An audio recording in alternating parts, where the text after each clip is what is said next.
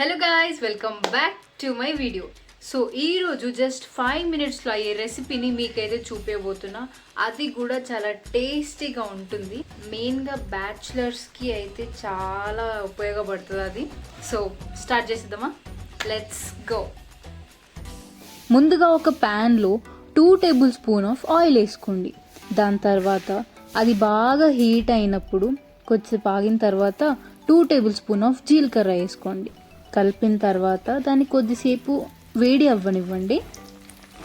అది అయిపోయిన తర్వాత దాంట్లో 4 పచ్చిమిర్చిలు వేయండి, 4 ఎండుమిర్చిలు వేయండి.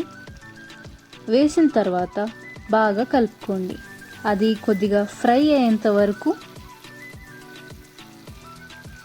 దాంట్లోనే కరివేపాకు కూడా వేసుకోండి. దాని తర్వాత మంచిగా కలుపుకున్న తర్వాత 1 టేబుల్ స్పూన్ ఆఫ్ పసుపు వేసుకోండి, టర్మరిక్.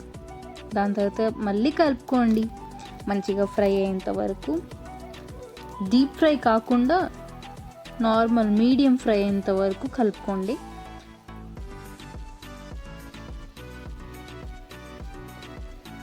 దాంట్లో మీరు ఎంత క్వాంటిటీ ఆఫ్ రైస్ తీసుకుంటున్నారో దాన్ని వేసిన తర్వాత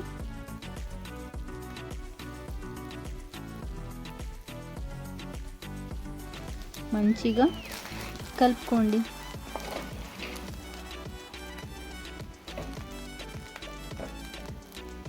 అసలు ఎంత ఫాస్ట్ అండ్ సింపుల్ రెసిపీ అంటే ఇది చాలా బాగుంటుంది. దాంట్లో మీరు అన్నంలోనే సాల్ట్ కూడా కలిపేసుకొని రెడీగా పెట్టుకోండి ముందుగానే. మీకు కావాల్సిన టేస్టీ జీలకర్ర రైస్ రెడీ అయిపోయింది.